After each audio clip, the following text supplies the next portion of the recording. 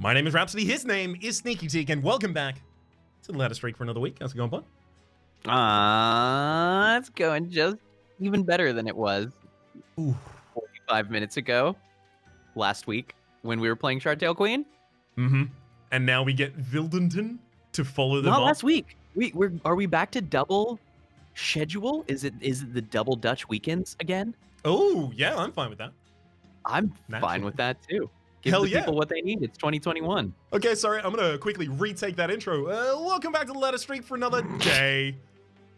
My name is Raps, his name is Teak. Oh, man. I could have done welcome back to the Ladder Streak for another weekend. Yeah. Just like roll And then you've got over the some line. slant rhyme or whatever. I never know if it's slant or internal. You would know, or maybe Peak would know. Peak would definitely know because he would know it from kind of like a prose angle. I only know it from like a rap angle where that's like running over the line. Okay. But Which is kind of what we're doing. Yeah, definitely. Week end starts the next line and then you move from there. Will Denton looks like a lovely friend that is going to give us one hell of a good time right here. I'm ready. I'm quite excited. Stygian. Wait, when do we talk about DLC? Do I get to talk about DLC? Yes, I want to talk about DLC. Thoughts. Elevator thoughts. I need like some music in the background. So, elevator thoughts on it so far. I am deeply, deeply interested in the pack shard system. I find it is very, very, very versatile. There are an immense amount of things that I've been thinking about. Obviously, we've talked previously about the fact that this game has very concentrated decision making. You're making a lot of decisions in a very, very small area. Super dense. Exactly, it's dense. That's the word that I was looking for. It's wide and then narrow. You do all your macro all together, and then you have a big fight. All your macro. And it adds an additional element to that you can back out of as well. You can look at it and then leave like a store. So your sequencing becomes really, really involved. Yeah. Because these are combinatorial effects, right? I mean, and one of the beautiful things about being human is that we're actually quite good at pruning complex spaces. We do it almost subconsciously. We don't consider every possible option because we recognize, in a way that many algorithms may not, that most of those options don't make sense. They're foolish, so we don't even contemplate them. We reach a terminating point and just stop. Exactly. The next one. Yeah, but every option that you add in an unordered equation like Monster Train, it's not +1, it's times something, right? So yeah, no, the pack shard I think radically increases the complexity of pathing and decision making. But does it though? Because my finding was that it's a ton of power.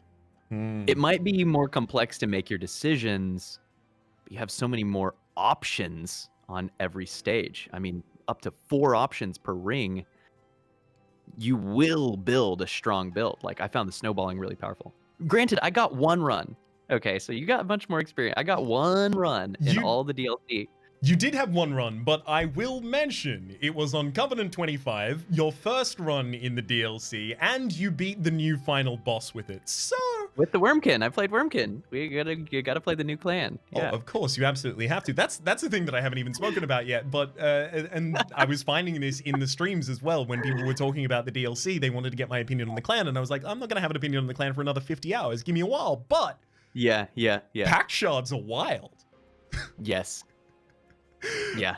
They're fun. We're going to add, for the whole thing, we're going to need it to release, and we're going to need to play a lot more to have a mature opinion. Yes. I will not be the content creator and player and streamer and strategist who offers the verdict before we've even brought court to session, Oh, of course. I won't do it, but I had fun. And there's a lot of interesting lines. If I was giving hip shot opinions the entire time, like, I find that sometimes when someone will play the game for the first time, they'll be commentating things, and because they're looking for something to commentate, they will talk about what they feel the balance level of something they're interacting with is. And Yep. It's always wrong in retrospect. It's always wrong. Yeah, and that's part of the fun of learning a complex strategy game. Mm-hmm. Absolutely. But did you like it though? Did you have fun? I had an immense amount of fun. There was one of the devs actually in chat who was just like, put his hand up and was like, hey, I'm here, just hanging out for a sec. Yeah. And I was trying to respond to him in English, but what came out of my mouth were squeals. As I was like, I cannot explain how much fun I've had over this weekend. I streamed it for 14 hours over the course of a weekend, and Nice. If anything, I would have tried to double those hours rather than redact a single second. Yeah, awesome. I am super excited for it to come out. I cannot wait. ETA when ready. Yeah, exactly. I do like that they don't really give an ETA on when it eventually comes out. That's my preference. We've is there anything actually that that you wanted to share about the DLC that I haven't necessarily prompted in question? Love Glug Cider. Mm. That unit's fun. I wish I'd gotten to work with Glug Cider a little bit. I got it offered a fair few times, but every single time I already built a build that extracted all of my candy before I could really afford to put down a Glug Cider or some such like that. I think one thing I will say about the pack shard system is that essence nesting of one unit into another, and the fact that you can get divine temples where you can essence nest a unit into another early means that I've felt with my playstyle a lot of the time I will know how I'm going to win the entire game, if I am going to win the entire game, that is, by the end of Ring 2, right? Because I will have picked the commons that'll assist me for that. I'm not hoping that any rare or any uncommon, any rare and rare or uncommon, are necessarily going to be the thing that makes that build work for me. I usually have like a general large trajectory in mind. I did find in the pack shard system, often by the end of Ring 1, should there be a divine temple in the end of Ring 1 or in the middle of Ring 1 rather, I will have my entire plan of how I'm going to win the game. Yeah, but I don't even think that that's... I mean, it's faster than I do, but it's partly just the optionality, right? You've already seen 2 rings worth of stuff in a single ring. Exactly. You're getting more enhancements effectively. Yeah, so strong. I've spoken previously about the ridiculous power you can get when you go to an early ring, you generate a card with 2 upgrades that you're interested in, and then you hellvent it. You've doubled the amount of upgrades that you can get out of your that. Deck is so good now. It's huge. It's very, very, You can do that and put another minion in another minion. And that gets big. Gets quite large. It sure does. Speaking of big, thanks for talking about that. I know that was kind of impromptu a side session, but I mean, it's exciting, right? It's exciting. It's big new content. It's a lot of new stuff. So definitely is. I appreciate the opportunity to talk about it. I would appreciate infinitely the opportunity to have another discussion about it after we've both gotten our hands like all up on that business. Yeah, agree. So Wrangler and Thornlord. We are Exile Awoken with Umbra. The incant build in 10 gets real exciting when you are able to pair it with a secondary clan who can really support it, right? Like in particular, Stygian here gets very good. How good is it with Umbra? I think there is an argument to be made that it is excellent in Umbra due to the presence of lifesteal. Okay. You scale your damage pretty quickly on Thornlord. It comes out, you incant it 3 times on the turn that it comes out. Obviously, we have the invigorating as well as the root seeds that come with it by base, so you're going to be drawing additional cards on those kinds of turns. If we end up going for an Umbra banner, we have a Merchant of Magic to 0 cost a bunch of cards. We could end up, without a draw gem, drawing 10, 8, 9 each turn pretty easily, and casting 5 or 6. Which puts Thornlord in a position to be a wall that doesn't fall and does a really giant amount of damage. Effectively, it is a build your own kind of monstrous penumbra in a kind of a way. Yeah. I Versus Strangler gives us some sweep to guarantee backlines. Exactly. And is probably the safer early game pick. It's a safer early gamer pick, and it does have the ability late game to also hold lifesteal, get a ridiculous amount of HP out of it. We would have to find a way to support its health more, because Thornlord gets ridiculous in terms of HP, but Strangler doesn't necessarily match it on that level. Do we have the opportunity to go strong in on Merchants of Magic? Because that makes me much more excited about Thornlord. We do. We could go to a Merchant of Magic super early on with a Umbra banner directly next to it, even hit a Hellvent in the second area if we get a spell that we want to double upgrade. I'm getting kind of jazzed on this Thornlord, because also Awoken tends to have good options for killing backline. There are other cards and other units that we can pick up. But we want some good targets to start our in-game scaling, or at least our mid-game scaling, and Thornlord's there by itself. It's a good target to put some morsels into also, and like you said, lifesteal.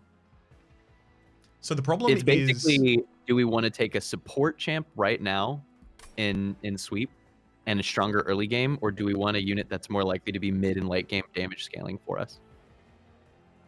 I think that's kind of how I'm reading it. With 2 Razor Sharp Edges as well as 5 Root Seeds in the deck, I think our late game damage scaling is casting a bunch of cards. And it doesn't have to be Incant that triggers it, but it could be Incant that triggers it. The point that you made about Awoken having the ability to supplement backline damage quite effectively, I like that. A Shattered Shell, the other one that doesn't slay.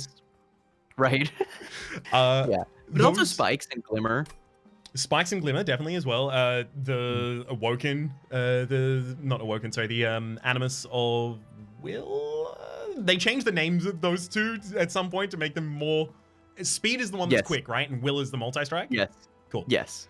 So Animus of Will would also be a huge backline, obviously amplifying the effects of each of our Razor Shards. As soon as I started thinking of the Animus of Will as well as the Shattered Shell, though, I'm starting to think, can we really go to that Merchant of Magic?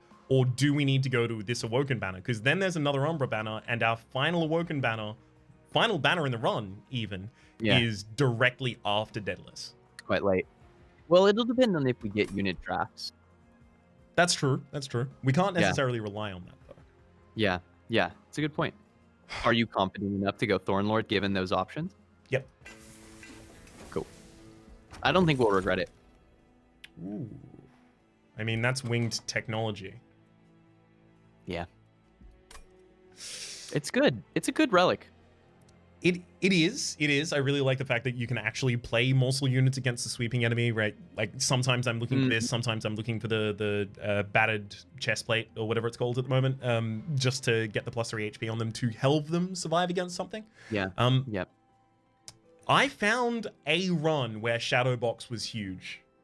Really? In the DLC. Okay. We've been looking for this. So, the Morsel Master, this is the Shroud unit, 1 pip, has, when you play a Morsel on its floor, summon an additional copy. Right. The Morsel Master's essence is the Morsel Master's text again. So if you get a bunch of Morsel Masters, and then you dupe them, and you put Sketches of Salvation into the artifact pool, you have a midline that is just 4 pips, and you put down a morsel and generate ridiculous morsels, right? Obviously, you go to the capacity. They won't even all fit. However, there is also, and this is the best part of it, a new rare unit in each of the classes in the DLC. And do you I've heard your opinion. Cool. I wanted to be careful about it. No, I appreciate it. The new rare unit for, just in case anyone is wondering, skip ahead 20 seconds if you want to avoid this. The new rare unit for Umbra is Morsel Made. And that is a unit that has the text. I don't even know the name of the keyword. Hungry, I think it might be. It's whenever a morsel is summoned on this floor, immediately eat it. That's awesome. So you put one of those out, or even put, a Morsel Master's essence into it, or it into a Morsel Master even. And then you just spam single morsels on that floor. They generate 4 morsels. All of them get eaten. You put down another morsel. All of them get eaten. I was having the shadow box trigger regularly on turn 3, and that was just clearing all of the waves that got past me while I was powering up. Yeah. That's pretty sick. That's awesome. There you go. There's the opportunity to really use it. One hell of a run you can do with that. And the fact that it's AoE, I mean, you really can clear 3 whole lanes. That's a big deal. It's a big relic.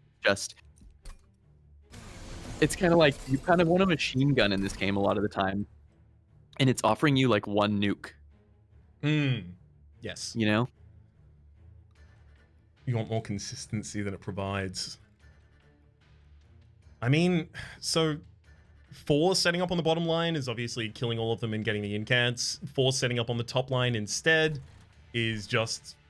Eventually, we're not going to have stings that are going to be taking them out. We have no plinks. We have no health as well additional here other than the making of morsel. So I think we just have to set up top. Agree.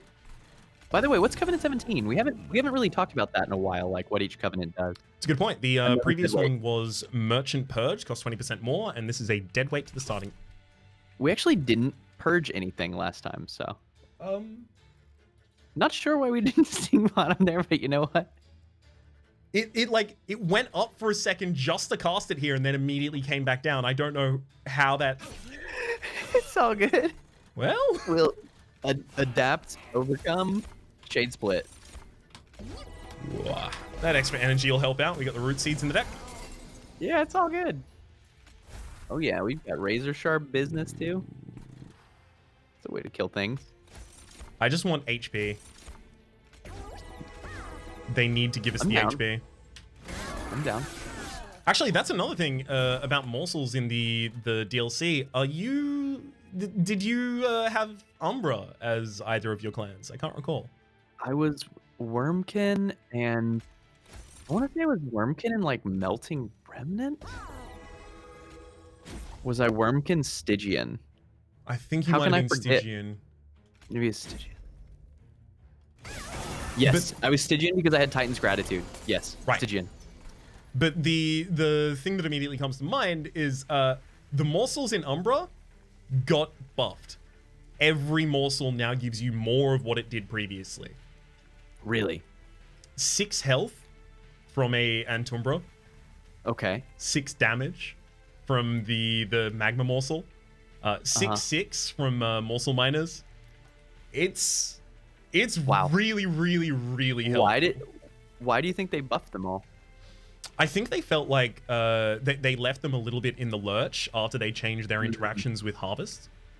Yeah. And Rally as well. And I think they just wanted to up the general power level of those things in Umbra. I did find for a fair few runs before that if I was playing Umbra, I was trying to go... I was very much more trying to go Ember Drain than ever heavy focusing on morsels. And I think they were trying to address that half of the clan felt like it was getting underused. Yeah, that makes sense. Oof. Are we going to just Razor Sharp 2 of these to save 4 life? I think so, right? Because this is going to kill. Great. Especially if we actually get some of our... some of our stings back to help us cut up this front line. We have another turn. We got time. Oh, there they are. Not that we needed them. I mean, this means that Buildington has even more health to take home. It's true. And we are Seraph the Temperate. Yeah, we are. Okay. Do you just want to sting in the deck? It seems like so much. It's not bad, right? It's really not.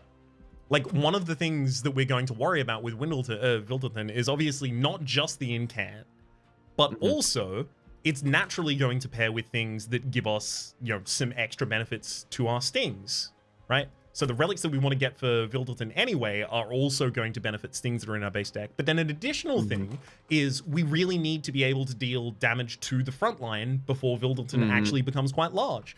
And what does that? Sting does that. It's up against the wall with that. Yeah, it's true. And especially, and if we're so this might be the tiebreaker in that direction. If we're trying to go to the Merchant of Magic, which is a strong consideration, we want to make sure that we have spells to cover the most powerful upgrades. And right now, what do we double stack? What do we consume remove even? Yeah. Like Invigorating Solution, which oftentimes will be in excess to requirement due to the stings and root seeds. I think that's actually so what we have to decide before that is, are we definitely going to the Merchant of Magic? Because I don't think it's definite.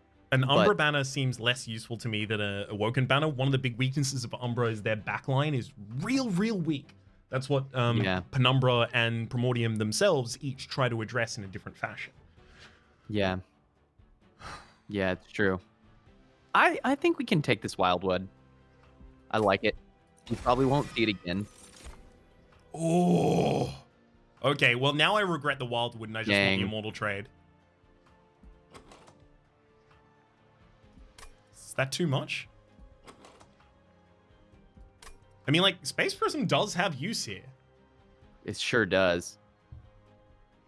It's... one of the difficult things with Regen, with Exiled Awoken, and I probably should have considered this stronger too, not having the base Regen in the deck is a really big deal.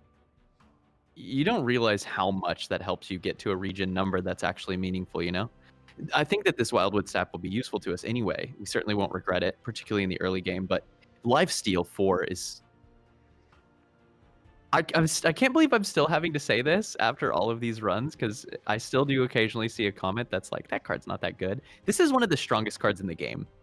And I feel that very strongly. There are a few commons which more consistently win runs than Immortal Trade. I think if I was going to try and explain why, think of all of the ways in this run that you can try and keep a unit alive, right? Some of them are good only really in waves. Some of them are only really good when you draw and cast a specific card, obviously giving health or giving direct armor to a unit, those kinds of things.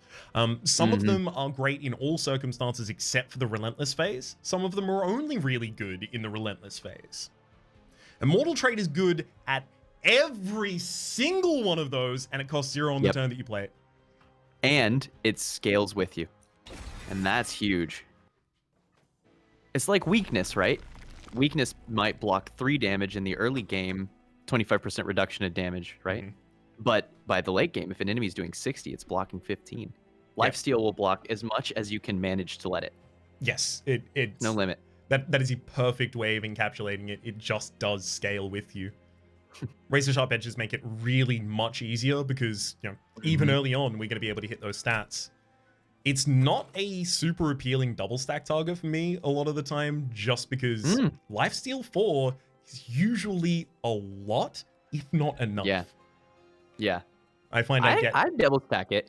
I double stack it because... Yeah, because not always, but I double stack it because in the early game, especially if my deck is not cleaned down to a nice, fine razor, if it has Lifesteal 8, usually when I draw it, I can just play it and then press in turn. As long as I'm set up at that point, and all I need is to survive through the boss, you just click it. But that means that you need to have unit comp to deal with waves.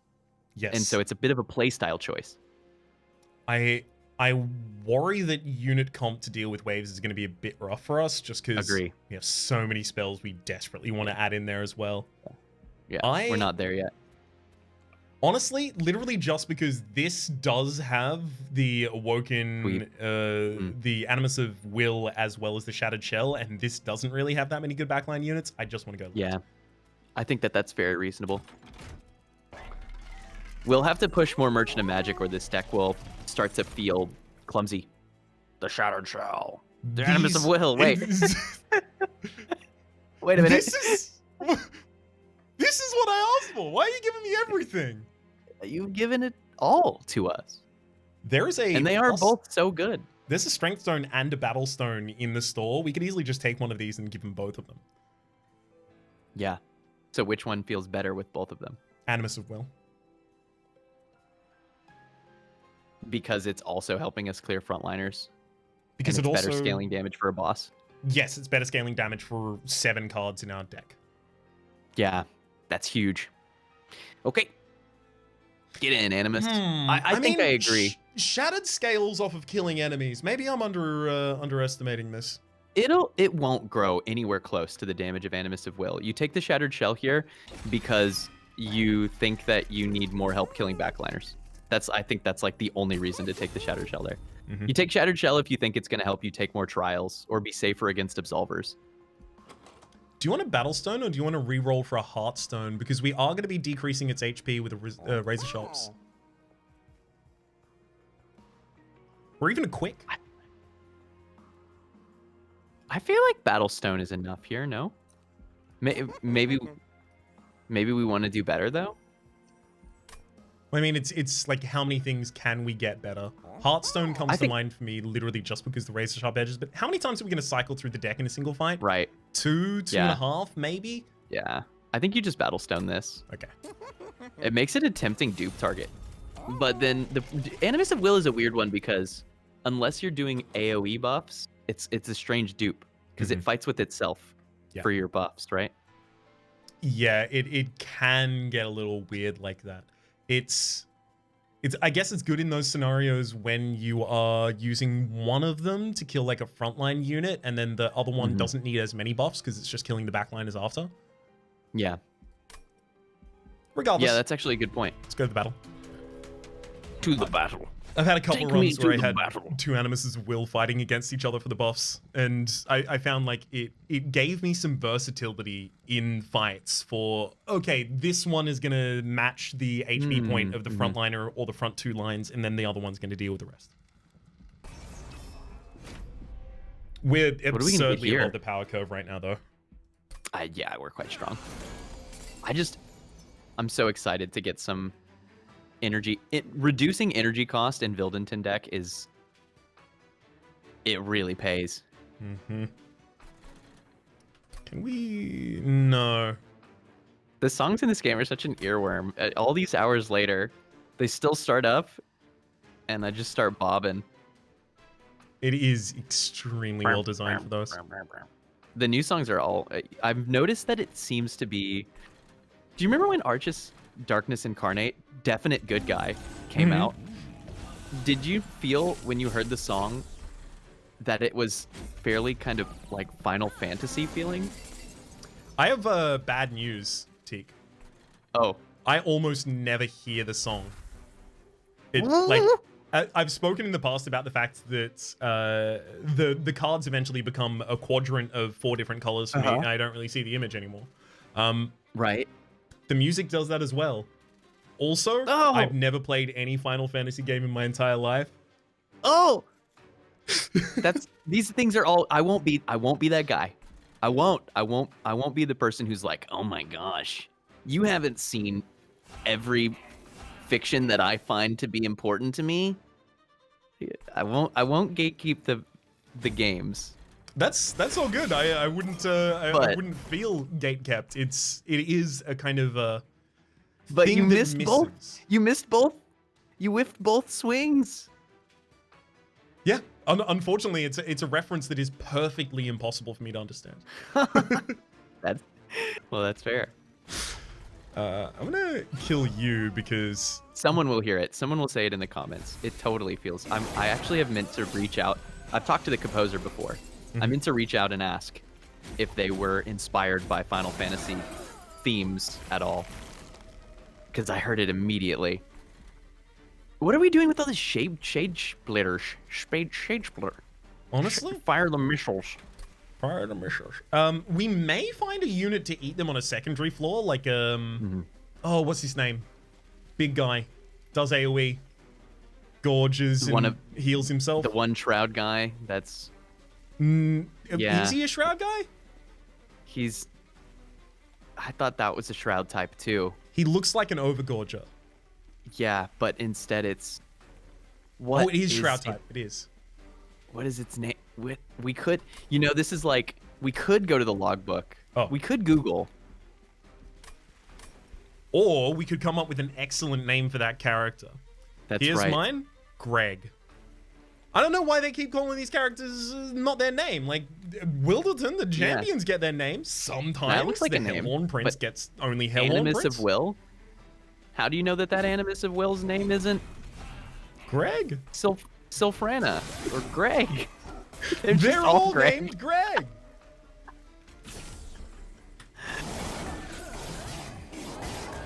What is the unit's name? And why is it so big? 3 pips. It's so big. It's impossible to know. Do you want a Resto Debt? I don't hate Resto Debt here, but I also don't dislike that Steel Enhancer. We do have an Animus of Will, which is exactly the perfect target for it. That's a +9, +3. It's true, and the extra health can be relevant. Surviving some spikes, getting even more +10, -2s online if we're cycling fast enough. It's also a 0-cost spell. Mm-hmm, that's right. When we have a lot more draw than anything else. We do. It does a worse job than Resto Debt for clearing front lines in most cases. We will be getting hit. And we don't have much sustain right now, other than that 1 lifesteal. Yeah. I'm happy with Resto Debt here. The one thing that I prefer Steel Enhancer for here, well, it's not the one thing. There's a fair reasons that I quite like it here. There are some things. Steel Enhancer's effect of increasing the HP of a backline unit is really hard to get with any other card in the game. It's this Cycle of Life. It's true. It's true. Like, healing a unit can be achieved with a lot of the uncommons and even rares for just Awoken, but obviously there's supplemental things we can get from the Umbra for sure. Like, shielding and such. Honestly, Resto Debt is as much for the frontline damage as it is the healing, just to give us a bit more pace on clearing those frontliners early on. But point well made. Do you want more Immortal Trade? Do we? It's a shame you can't get common cards offered to you much later on, because if this was Ring 7, I would take it. But it's Ring 2, and I'm not even necessarily casting the first one yet. Not yet. But we're also drawing 10-card hands. I think I would click it. I think I would click it, and then I think that I would start to look to aggressively reduce energy cost and start to clean up the deck. Okay, we will. If we can really get to the point to where we're playing, 7 spells a turn, and also stacking up 50 lifesteal. Okay, so this is scaling in terms of HP for Relentless Phases, then? Yeah. Okay.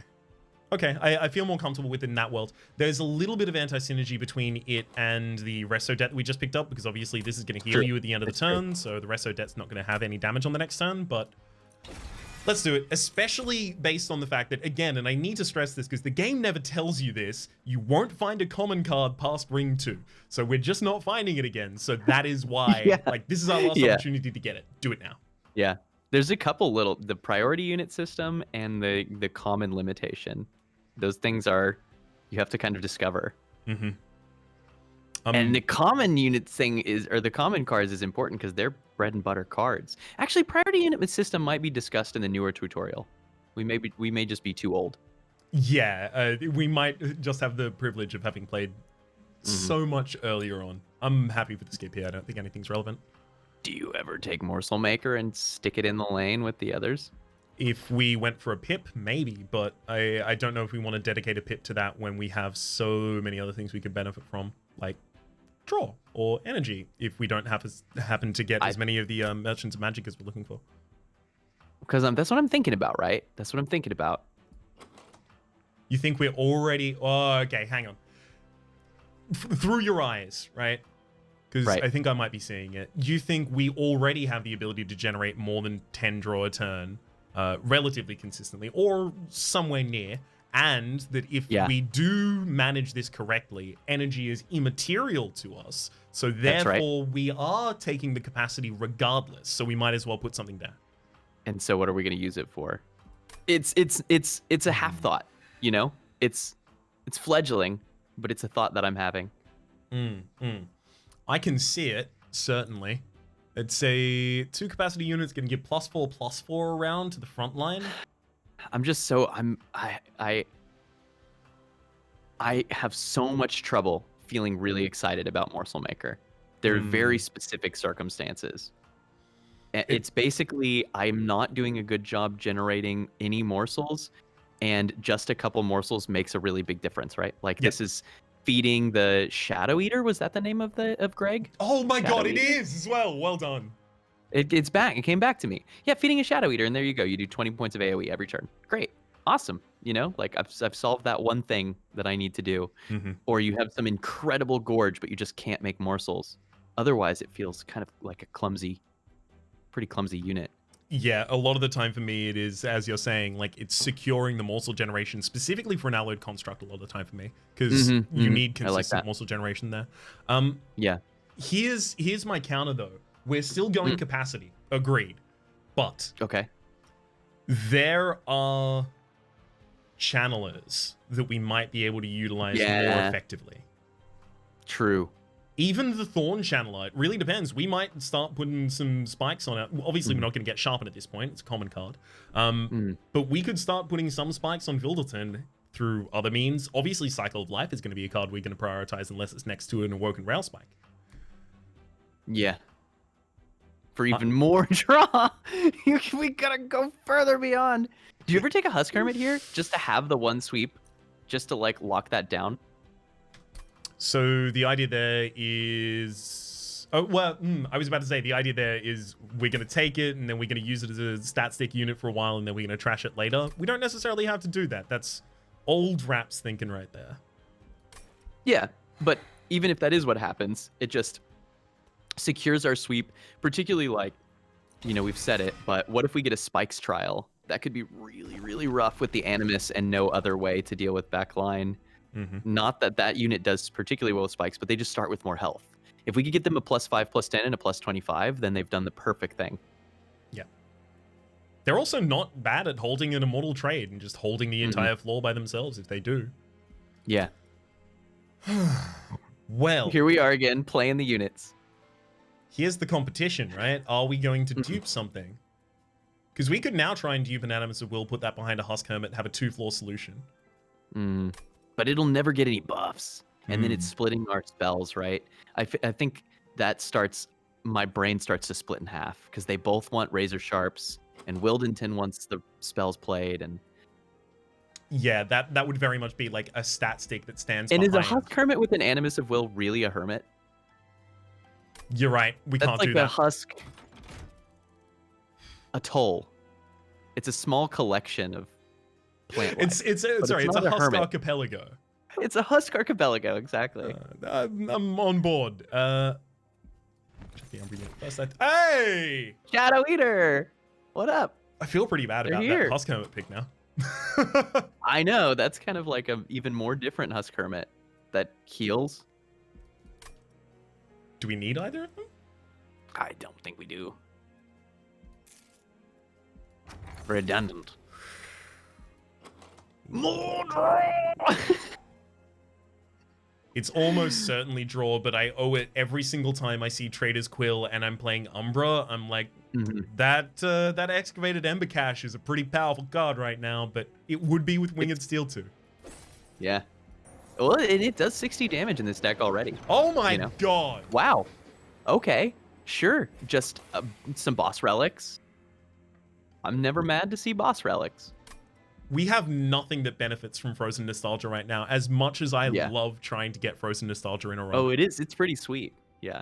So is it 1 pip or is it 1 pip? Is it 1 pip or is it 1 pip? By which I mean, +3 pips is kind of like 1 pip on it's, except you took them off of every floor and you put it on 1. It's very similar. Is it +3 here? It could be, right? We seem like we're pretty flexy. Almost floor ambivalent. Yeah. Flambivalent. Exactly, flambivalent. Sorry, I forgot the word for it. we're floor agnostic.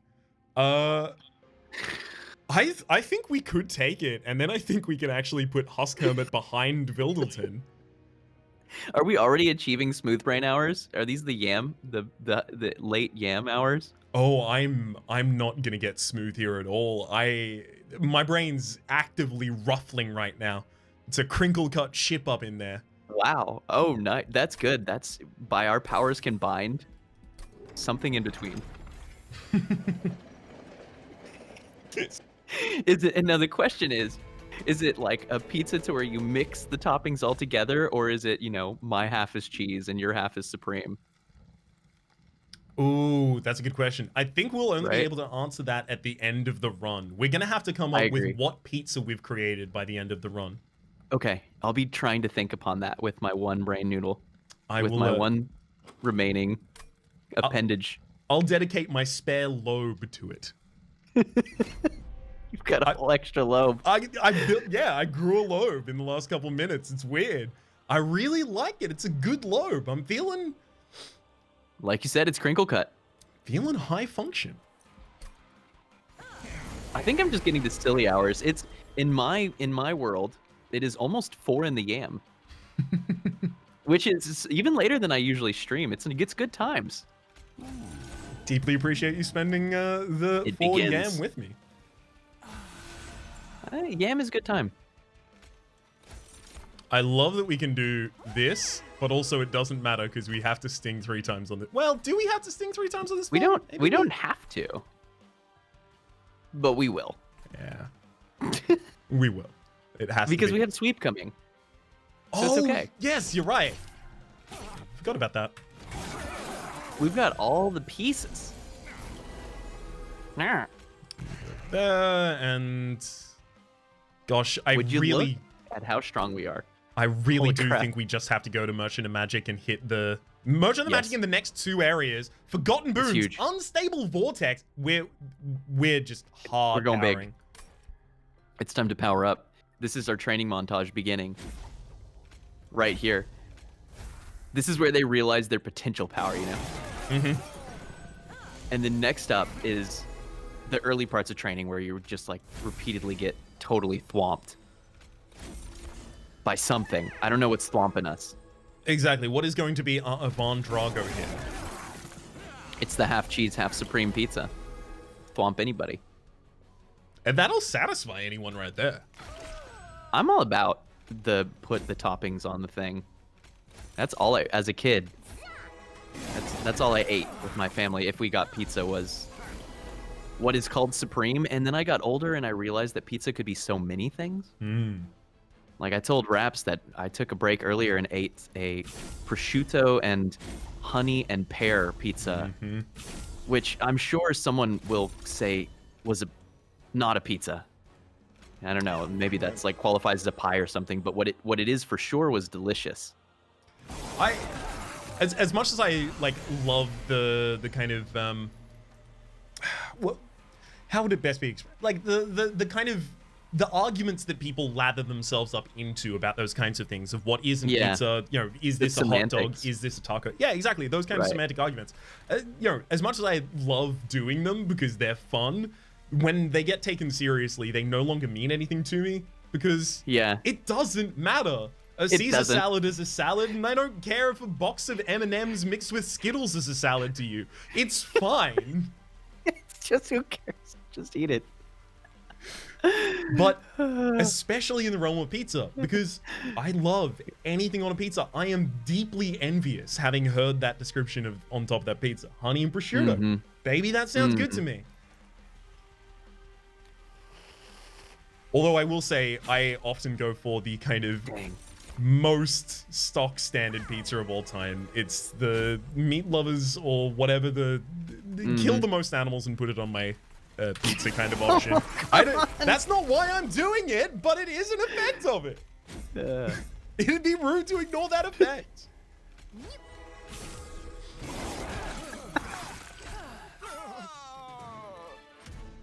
I will say there is a non-standard thing on them. A lot of the time, I will take a bottle of Japanese mayonnaise and I will like make a little cute swirl going from the center, although it's like the tummy of a polyrath. And Okay. then I'll eat that. It adds a tang, buddy. Yeah. I'm into that. Hey, well, there's the channel we don't need. We don't know what to do with it, but it is here. I like the Intuit QuickBooks here. Timely. It's not bad. It's just, who do we put it on? Like the depends animus on the of will fight. to try and... Oh, yeah. That's right. It does depend on the fight. We don't have to have a one-size-fits-all solution. This is our new mantra. Want to skip? Yeah. I'm into it. I think it's energy now. I changed my mind. It's got to be, right? To just smooth us out while we're getting to the point we're getting to. I think both making some morsel leaving in the purge. Mm-hmm. And then we cost reduce. As much as I want the root seeds, the razor sharp edges need to be playable. Okay, I agree with that. Wow, you said energy! Oh! I wasn't even memeing. Oh my god. Wait, was it?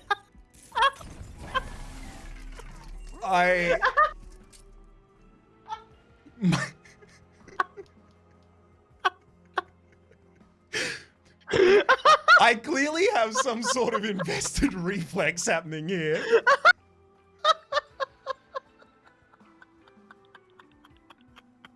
I didn't even mean to. Oh, God. Oh, I have perished.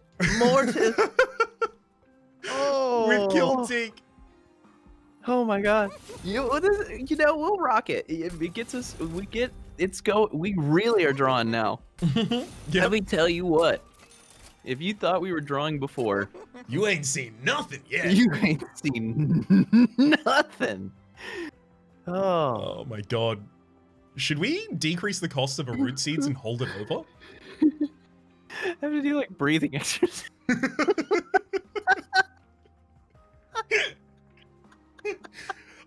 I'll tell you what it was.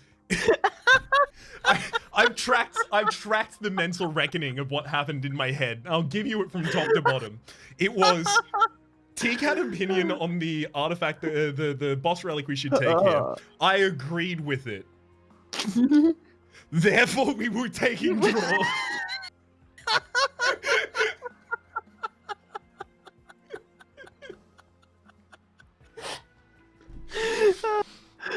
Oh man, the best science is accidental, and the best content happens at 4 in the yam. It is known. It's wild that you're at 4 in the yam and I'm the one that did that.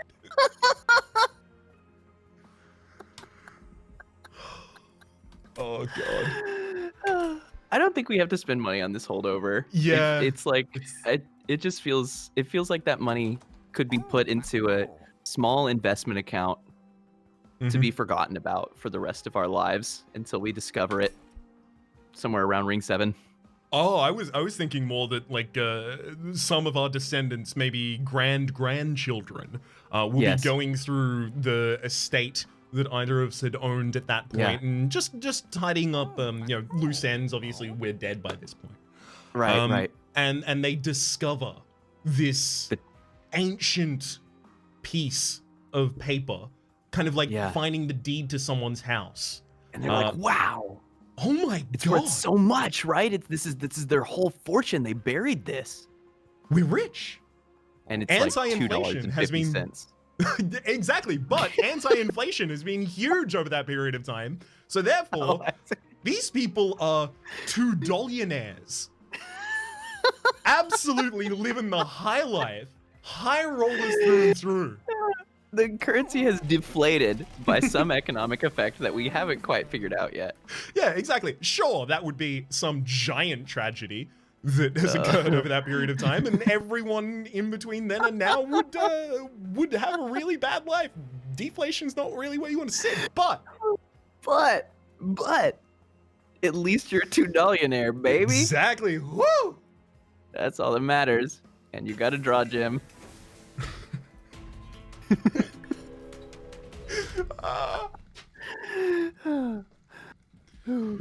Oh, dude, that was perfect. This is why we do the games.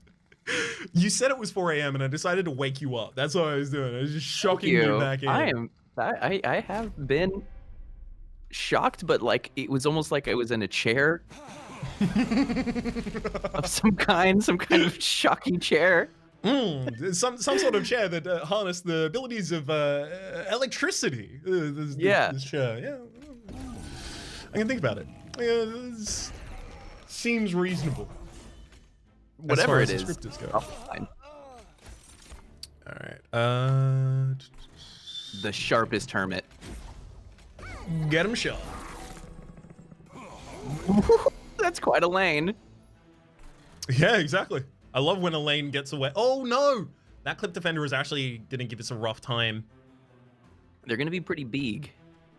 How do we undo them? If we get the third draw this turn hits the Wildwood Tome, we can have the Husk Hermit attack first. But short of that, not We don't. much. Yeah. We yeah. just take a They hit. just leak, and that's okay. It happens. I from mean, what time to else were we time. gonna do? Not set up? It's not no real recourse. Yeah, just still has to go in this way. Still don't need a Mortal Trade out yet though. Yeah. I like playing that right in the like still round. Only 16 leaks, not so bad. Ooh, actually, oh wait, that helped. Oh no, wait, because they attacked first anyway. Never mind. I was wondering if it helped set us that up. Who are we gonna QuickBooks? Sleepyman? In this one, yeah, it's got to be the Husk Hermit. I think so, right? It doesn't need anything else though. I feel like we already have pretty much our whole plan in this deck, and it's just refining down to it. I feel very comfy with that. And I love it too because sometimes click lot card is almost simpler than click little card. In this case, our goal is to click every card in our hand, and that's a lot of clicking. Click lot card. Oh, it's good that we have so much Ember Drain on me, so I don't have to click all these cards. Now click low card. If we get enough upgrades, then we can continue to click lot card even when we have no energy. Ooh. We could do, if we want to get really cheesy, we could do Ingraft energy generation. Yeah, that's true. And we can zero cost it in the next area. It wouldn't be a bad holdover card. Wouldn't Now it's necessarily in be competition for every other card in the deck that wants -1 cost.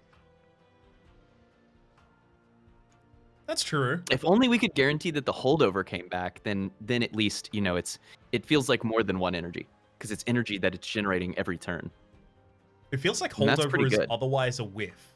So Yeah, if nothing else, it increases our optionality in that way. that's true.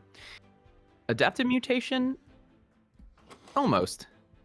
It can make Husk Hermit into a beefy lad, actually. It can. It can But- be a plus 25 damage boost on the Husk Hermit, which, especially if it's attacking quick, is reasonable. But at the same rate, like, we have no trouble giving it that ourselves. Yeah, I agree. It's a much more Okay. encumbering way to accomplish the same thing. I'm happy with the Engraft largely because as it gets energy reduced, it becomes a positive of like being played over another card. It becomes a positive of 2 energy, specifically over a Root Seeds. And it's safe and can't. Exactly. Let's do it. I dig it. You want to take a cave in?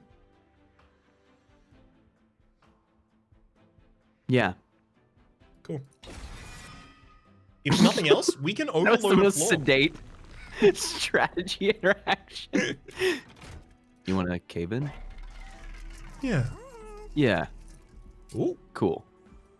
Oh. What's this? Oh, whoa. No, we want that 0 cost so it's castable still, right? Ideally. Ding, ding, ding, ding, ding, ding, Gosh. ding, ding, ding, ding. But that's damage scaling from Razor Sharp Edge that I want to lock in at the moment. Okay. Lock and load. That sounded really good on the new mic, by the way. Really? Mm-hmm. It got a lot of the kind of like when you do kind of like a The growl.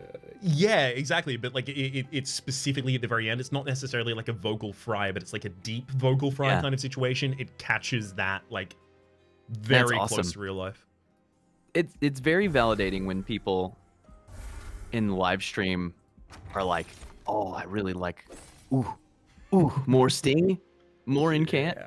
Or like, I really like the sound of the new mic. Like you've got this really good definition to your sibilants. Mm-hmm. The plosives are less clippy and overloading, and it's got a really warm sound. And I'm like, yes, say more of those things. I need you to, because it's a lot of work. Good audio setups are a lot of work. Yeah, exactly. Especially because it's like, you can't make a guide for it that is one size fits all. It depends on your room, your voice, your equipment. The other equipment that you happen to have on the desk, you might be introducing interference. Well, and the ultimate piece of equipment, yourself. Everybody just has a different style, different voice, different resonance, different volume. Absolutely, 100%. And you got to know when you go into the late night jazz club podcast mode to differentiate from wild high energy stream mode, you know? Oh, 100%. You definitely have to be able to kind of figure out exactly what you're aiming for in terms of the production quality and value that you're ultimately trying to put out there in terms of your voice, and the way that you find yourself speaking consistently. And then move around that, obviously. Welcome to 102.3 Ladder Streak FM with your hosts. Smooth runs this entire way. Smooth brains playing smooth runs. Smooth tunes, smoother brains. If I could only remember the radio code you said at the start. 102.3. 102.3. Easy peasy. The only one I can consistently remember is the kind of classic station that was around the place that I grew up, and that was 101.7 WSFM. And in particular, they had an ad campaign around that period of time that was Good Times, Great Classic Hits, 101.7 WSFM.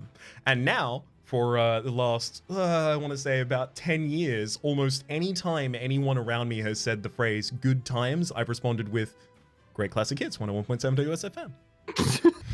It's just one of those things that's stuck in your head forever. Exactly. And it made sense to some Sydney-siders around 5 years ago, even up until then. But now it makes no sense to anyone, and I still do it because I'm stuck. But you just have to keep doing it. That's part of the character. Things like this just get stuck in our heads. I mean, I'm still referring to commercials, that, I mean, nobody has heard. When did they happen? You're almost every third stream I say you're gonna love the way you look. I guarantee it. Which is like a reference to a men's clothing store or something. I don't know. It is. Never even shopped there. It is. The thing is, American ads often are so global when they do have that kind of catchphrase, because it gets referenced in so much media after the fact. Like, from many stand-up routines, I've heard like, "You're gonna love the way you X." I guarantee it, right? Because they're trying to work in that formula. Obviously, like, got beef, got milk, etc., those kinds of things. All of those kind of have like a broad cultural capital outside of America. Referencing a local radio station in Australia to Americans. Now, that's... Makes you very hipster. No, that's cool. You put it on a t-shirt. It definitely does. I don't know. I'm thinking a lot recently about those kind of like vocal things that I picked up very, very early on that I haven't changed in a really long period of time, that don't necessarily make a huge amount of sense anymore. Like, another example would be, I almost always... The draw gym. Haunting. We have thorn fruit. We have sting, Vildington. It's fine. It didn't happen. I will almost always say danke instead of thank you. I will almost always say et toi if someone asks how I am at the end of it.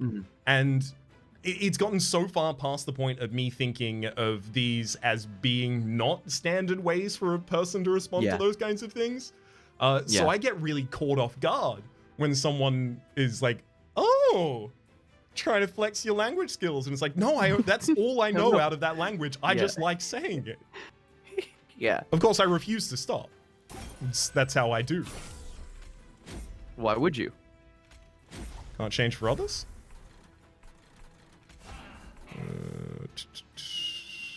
Don't think we need anything else here. 3 waves. We're getting back into the next. I don't think we need this immortal trade yet. Oh, it's an In Excess song? Oh, what's that? When you said "don't change," it triggered song memory for me. I think it's an In Excess song. Don't change for you. Don't change a thing for me. For me? One? Yep. Yeah, that's In Excess. Were In Excess big in America? Like, I find like a lot of their songs are used in American ads. I thought they were Australian. Are they not Australian? I don't know. Oh, they might be Kiwi. Almost all of our best things are Kiwi. Truly. In origin. Almost all of our best things. Oh, man. Oh, you full heal. Heaven Seal. Honk. How do we stop this man? Truth is, we don't. Oh! No, we can't. We're 1 energy short of being able to cast it. We almost had the stall.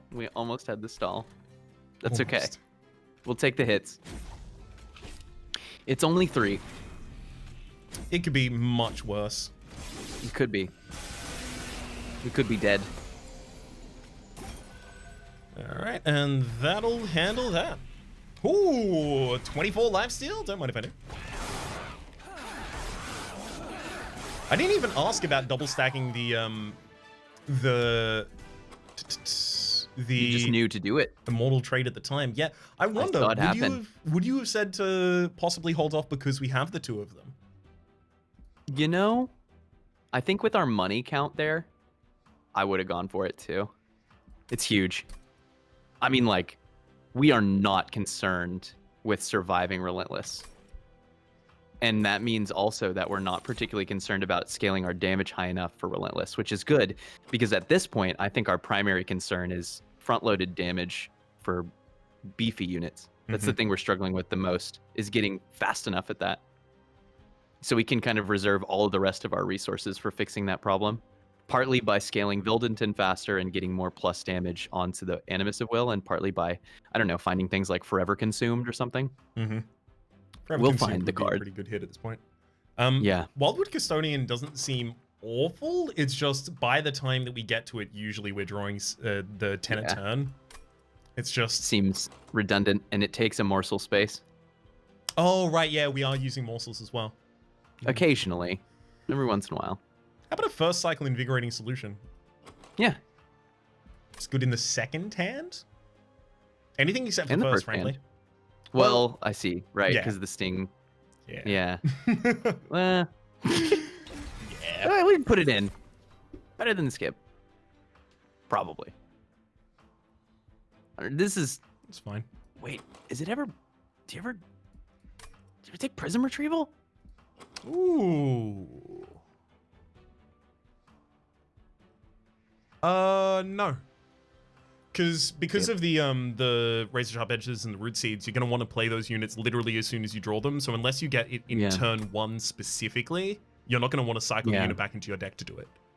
Yeah, I agree. Ember Cache is fine. Ember Cache. Yeah, because then we can do the immortal trade stuff super early on. That's actually one thing I didn't say about Engraft that I should have been saying. The fact that you can gain an energy from it after the Ember Drain effect has taken place gives you the ability to cast one of the cards that you still haven't had the ability to reduce the cost of, because we're not going to reduce the cost of all of them. Yep. Sorry, that was the Yam Brain. That was what I was thinking, but not what I was saying. It's all good. Thankfully, this is a good Yam Brain deck. Oh yeah, it's great. Double stack. Do we have things to magic power? I guess just Resto Debt. Resto Debt can send you to... Yeah. It's not terrible, actually, especially if we're trying to kill frontliners and kind of struggling. Putting plus 10 more on that. I mean, but at the same rate, it's another card that's not 0 cost. We're going to be playing Immortal Trade a lot of the time. I mean, We're not going to get everything to be 0 cost, though, right? Aren't we? So, the reason I say aren't we is because we just had the Pyre Shards offered to us. Sorry, the Pyre Stone Housing, rather. The ability to get an extra upgrade for a minion. And I decided not to go for that. And the reason I decided not to go for that is because this is going to be trinkets, and this is almost certainly going to be magic. Which means we do have 2 cost reductions here, 2 cost reductions here. That is Root Seeds, Root Seeds, Root Seeds, Root Seeds, ending up with Shade Splitters we don't care about casting, Train Splitters we just bought one. About casting. Sorry? We just bought one already. So I guess we have 3. Yes, sorry, 3. But yeah, that's almost the entire deck becoming 0 cost at that point. Obviously, the minions aren't, but 0, 0, 0, 0, 0, 0, not 0. So we have like 2 non-0 cards, and then the rest of them we don't even care about. Which is fine because of Ingraft. So I think, but that makes it even more sure that we just take the Power Stone here. Okay. Unless we're trying to save the money or something, it seems very reasonable. The Root Seeds does feel like Cave-In is probably just never getting played at this point. Either that or we make it 1 cost. How about with the Engraft? Because the Engraft is holdover. I keep forgetting that. We actually have access to it. Well, no, I don't want to take up space. I was going to say we could put Permafrost on it. And it's kind of a bailout card, right? But I don't feel like we need it. I feel like we're just looking to figure out how we're going to deal with 190s. That's really the missing ingredient. Yep. I'm super happy with the combo Animus and Sweeper and the book. The book was a crazy find. And we've been getting really good rows for it, actually. Like, row 1 is the preferred here. It's awesome. It's really nice when it actually cooperates with you. This is just perfect here. Oh, couldn't imagine more. Although, I will say, we would have been completely fine setting up on floor 2 and then just putting the Husk Hermit on the bottom line, having it kill the Absolvers for a couple lines and then being fine. Yeah, totally. So thankfully, it wasn't make or break.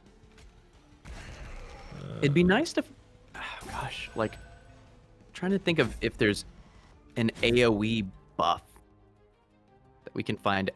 There's AoE damage shield from Umbra. No, there's no AoE buff we have access to. That's like a Hellhorn kind of thing, right? AoE Rage would be pretty sweet.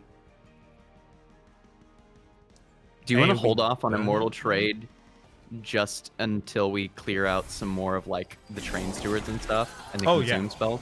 I'd resolved not to cast it that turn already. Yeah. Oh, plus we have to deal with all these curses. Penance. Really taking the fun out of the possibility of using him earlier.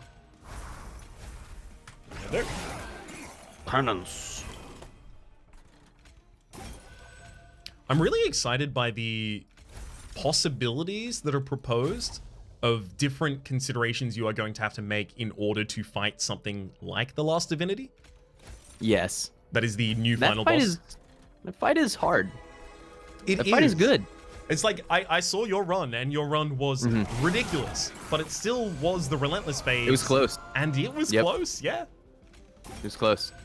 Ultimately, I felt like what I saw there, and had a couple people kind of reflect the thought, was that Last Divinity, it's scary, it does scary stuff, but gosh, that fight is about the waves. The waves are wild. I mean, they're nasty. They just can represent so much health and so much risk. And honestly, I think that's great, because in some ways, I feel like it's not always true, and it's not true for every Seraph, but in many ways, what Seraph asks is, are you able to scale up and do this 4,500 damage? You're usually going to be able to manage and survive the waves. And so for the Last Divinity to be such a wave challenge, it's almost like, once again, you're asked to have a fully featured deck that can deal with everything, that can deal with every threat, every type of enemy, every amount of health. And so I thought that was really cool. It definitely seems to be part of the core design that they were trying to do with it. The thing that the Last Divinity really does, like, it as you were saying, it doesn't necessarily really oppose your units as much. Or rather, it's not necessarily the giant hurdle there, but what it actually does is it limits the things that you can do.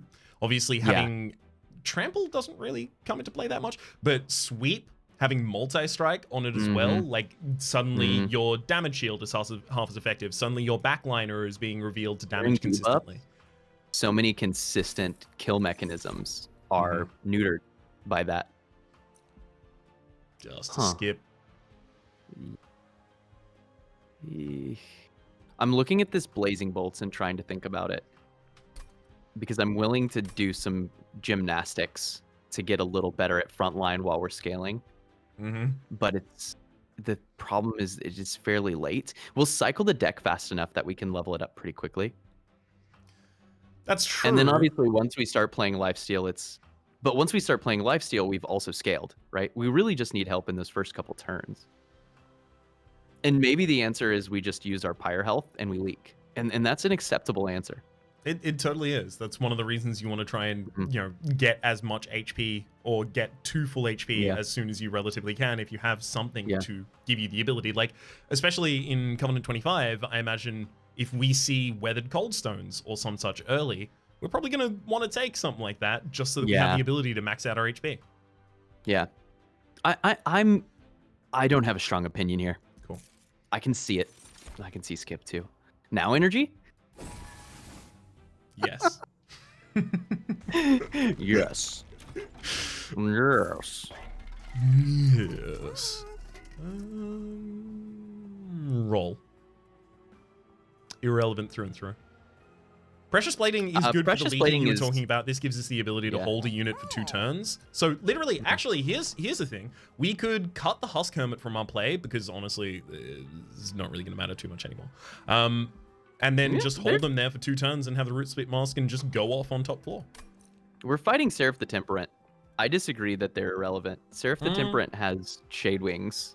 They do a ton of damage, especially if we want to avoid playing out Lifesteal early on. Intuit QuickBooks on the Sweeper is exactly the kind of thing that protects us as we cycle our deck. I think this Husk Hermit may be with us until the end of the run. Okay. Yeah, I can totally see that. Huh. Just have to throw out 1 buff spell on them to keep them above sap line, but I think they have a role to play. Totally fair. So roll. So what does that mean though? Is it still roll? Yeah, I think we're just roll again, right? Yeah. Just means the Root Split isn't huge. I'm just gonna quickly click those 2. Get the Emblem of the Exiles is ridiculous. It is so good. That was big, man. That was a great reroll. Holy crap. Like, short of giving both of the... there's probably 2 Shade Splitters here. Short of giving both of the Sting Relics that we were missing at that point, that's basically as well as it could have gone for us. Man, I got really excited by that. I'm super excited by that. And that's damage, too. That could have been a solution to them if we'd hybridized the Strangler earlier. True. And that was an option. In a world where I was trying to do a solo, like, have your 2 units and just click the cards until you win kind of situation, I think I would have hybridized in the middle area rather than double down on incant, and then I would have just cut the Husk Hermit immediately. Yeah, I can dig that. It's simpler. It's simpler, but it does have, obviously, I was looking to get hybridized into quick. Everyone will be quick. Yeah, that's pretty potentially strong for us. Yeah, because it's kind of always, well, it's almost always fine for Vildleton to be the first hit. Yeah. Set up on bottom and just do it. As long as we think that we are going to be able to kill some of these Gilded Wings, because we did take Heaven's Seal again. So that's going to be the key for us, is making sure that we're in a position to actually kill Gilded Wings. If we can't kill this one this turn with the power of Stings and Razor Sharp, then it may be correct to actually set up top row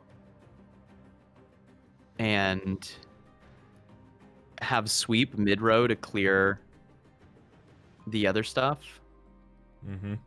That would buy us like 1 round, because the midline 30 HP, it's going to take, here 25 damage, and then it's going to hit and die to the Wilt Wings. Yeah. Well, we get to use stings on these, so the Wiltwings are dead. It's just buying us time to scale the Animus. Okay. Animus and the Wilmington, I guess, right? We just need to figure out how to do 160 damage. Yeah, it's like especially as the Wiltwings climb, we do have the extra sting every hand as well. So yeah, we should be able to deal with those through that. Okay, I like it. All y'all. And then just scale. I mean, having a razor sharp edge in the very first hand there, extremely what we're looking for. Huge. Yeah.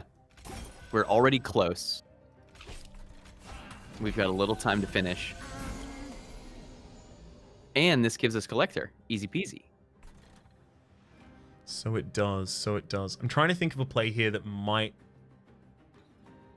No, Husk Hermit doesn't want to go out front anyway. It was like a possible cave-in play of some kind. I see, I see. Alright. Root Seeds with 32, 34, basically 133 damage at this point. Close. Not going to actually if we count draw it. Razor Sharp, we're there. Mm-hmm. Otherwise, 10 cards next turn. Sting. Oh yeah, we'll get there. We'll get there. Top floor feels like it was right. Do we actually want to set up the Train Steward and the Husk Helmet on the bottom line now? Just quick kill the Wiltwings? Sure. Yeah, with the harvest happening. Mm-hmm. That's totally fine. This is always going to have less health on them. Yeah, that's totally fine here. Seems like a clean play. Although, yeah, their damage happened. Oh no, wait. I thought that was lifesteal, and I was like, oh, when does the extinguish happen? When does the lifesteal happen? How are they going to interact with it? Resto dead. That's not how it was going. Resto dead. Root seeds. Almost there. We've got some incant. There we go. There it is. Nice. And then pop a Train Steward there to hit that 5 on. Yeah. Actually, one of the big reasons to have them on the bottom line is the ability to just chump block with a bunch of Vs and even morsels. Yeah. Yeah, and they have damage shield. Chump block for me, morsels. Nice. I think this was really well managed. Yeah. Good suggestion. And it's always nice to figure out the line when you're dealing with nasty challenges, right? Mm-hmm. It's not, can I take this? It's, how would I take this? Exactly. What do I do? What's the strategy? The amount of times when playing that I found myself in the position of, I clicked a challenge and I didn't think about whether or not I was going to be able to take it. Yeah. Now I have to figure that out in the middle of this fight. That's probably like the largest time for my playstyle that I end up like deciding things mid-fight. Yeah, but it's fun. It's like a puzzle. Yeah. Because there's usually a way. Yeah. Almost always. Especially if you've built any kind of versatility into the deck. But sometimes, you know, I mean, so at this point I would say that at C25, I skip a trial like 10% of the time. Mm-hmm. But that 10% is critical. Like I am fairly sure in those times when I skip that if I didn't, it might just be a loss. You know what I mean? Oh yeah, if I'm like hard countered by something, like I'm a spell deck and everyone has spell shields, like yeah, I'll avoid those. But the ones that I don't think about are the second order weaknesses. This that we just took, Heaven's Seal, is one of the scariest challenges. Mm-hmm. I find I often underthink when taking specifically Heaven's Seal. Like, okay, sure, I might not be able to kill these enemies, or you know, I think I'm gonna be fine, but I might leak an enemy, and then I forget. But that enemy is going up with full HP. Yep. Uh-oh. Yeah, they represent just a ludicrous amount of damage. Mm-hmm. Hey, oh we're man, starting... Animus of Will is 3 3 health left. We're making it happen. Yeah, I'm glad to see these numbers going up.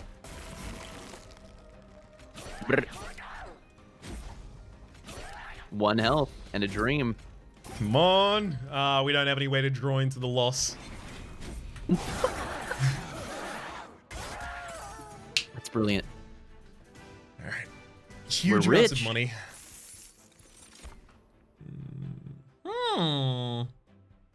That's not bad. That's not bad. Yeah, right? I think I like one of these cards. Do you but is it in Snare actually over Pyrogrow? Maybe, right? We're about to cost reduce another 2 root seeds. Mm-hmm. And then clean the deck up even more. Yep. There's a world where we'd leave the Train Stewards in just to throw them up top as bait for the sap. Ooh, yeah, have the secondary line for that. Does does Seraph summon Lightwings? It's a mix, right? Because Lightwings are the ones that are summoned on random floor. Mm-hmm. And then Shadewings come in bottom. Right, okay, so it still will be losing some to that. Well, those will be dealt with the Thorn Fruit. So yeah, we can keep those alive on the top floor. I like that. Second snare. Pass. Yeah. Void Binding wouldn't have been awful there, but it's in excess to our requirement. We have everything else already accounted for. 100%. What's our dupe? Ooh. How much capacity do we need, Teak? I actually kind of like that Mind Jacks because 2/3 of the time it just gives us another lane that's a safe setup space. Mm-hmm. Makes it easier to play out the units. Yeah, that's enough space that we can play Vildington, Animus of Will, and Husk Hermit on 2 different floors 2/3 of the time. We've only got 1 fight left, so that's feels kind of Ivory Tower, right? Like, is that really a practical consideration, or is it just neat mathematically? It feels like we haven't necessarily had a practical consideration for a couple floors. It's pretty fair. Pretty fair. I'm happy to roll because, hey, maybe we god roll and find another 2 relics we desperately want. Yeah.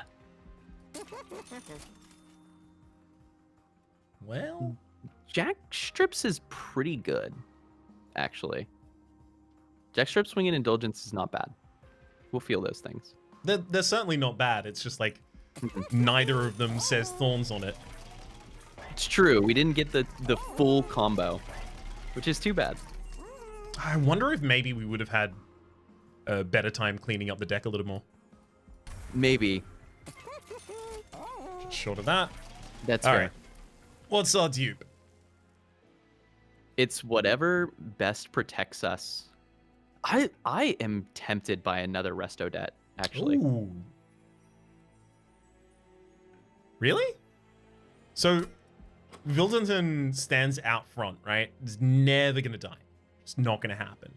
This is the one fight in the game to where, I mean, once we start life stealing, that's true, but Temperate Waves can do like 70 damage. They are wild. It's really a different, it's a horse of it. So is it Intuit QuickBooks then, actually, to make sure we find quick sooner? Yeah, pop it on the Husk Hermit as quickly as we can so we can take care of the Shadewings before they deal 60. I kind of like that.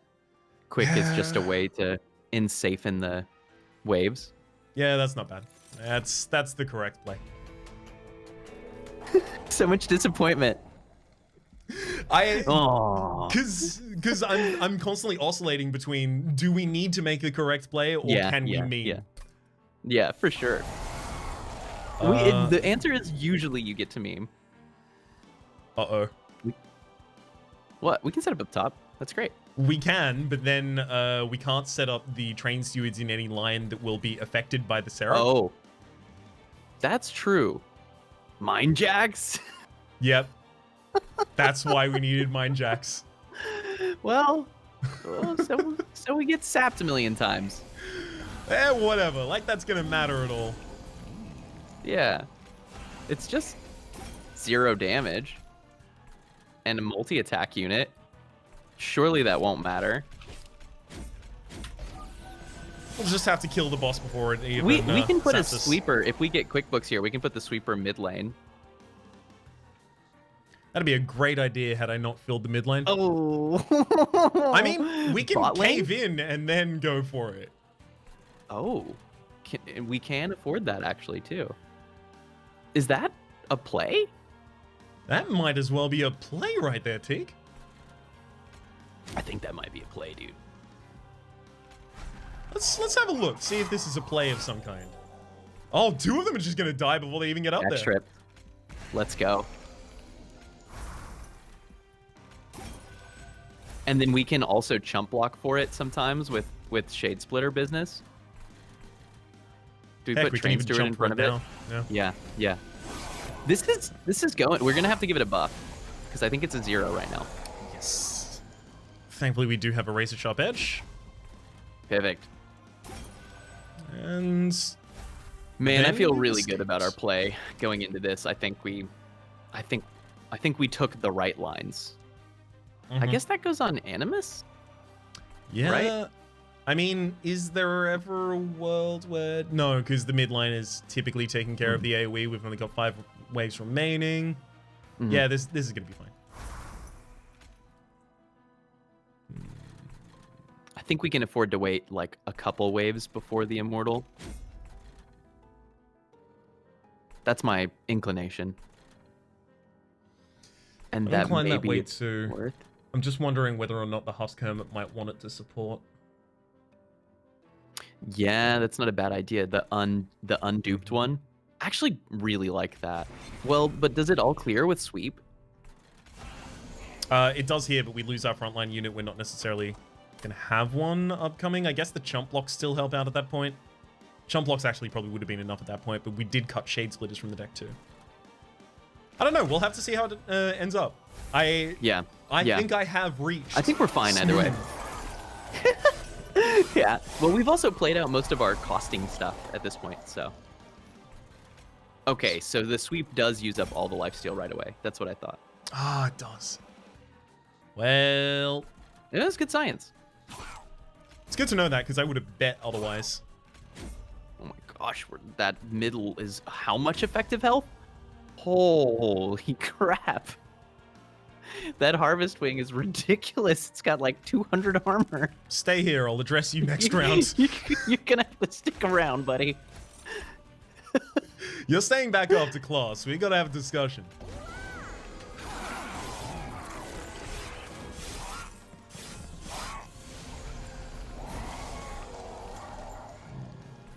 Yeah.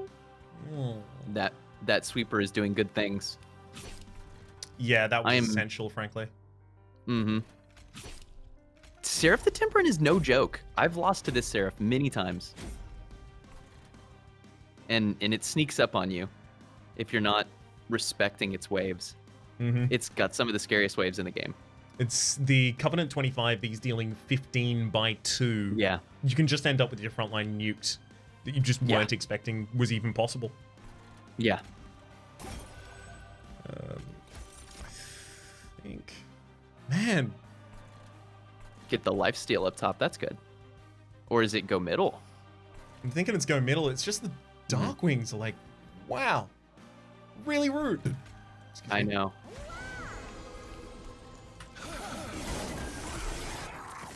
Luckily, we had health coming in. We knew that there was a chance we would leak some of the frontliners. I mean, we've been planning around that reality the whole run, pretty much. Mm-hmm. The ensnare in the very end was really, really handy for that kind of thing. Huge.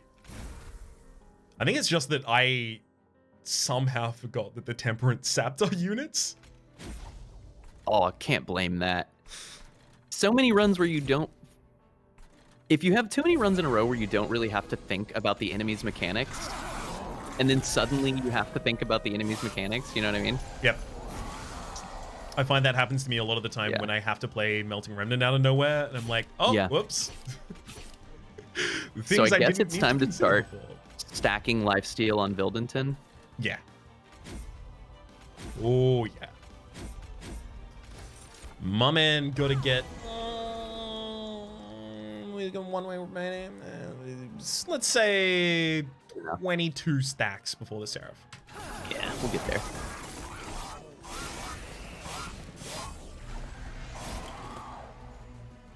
Okay, here come the We'll first get it 12.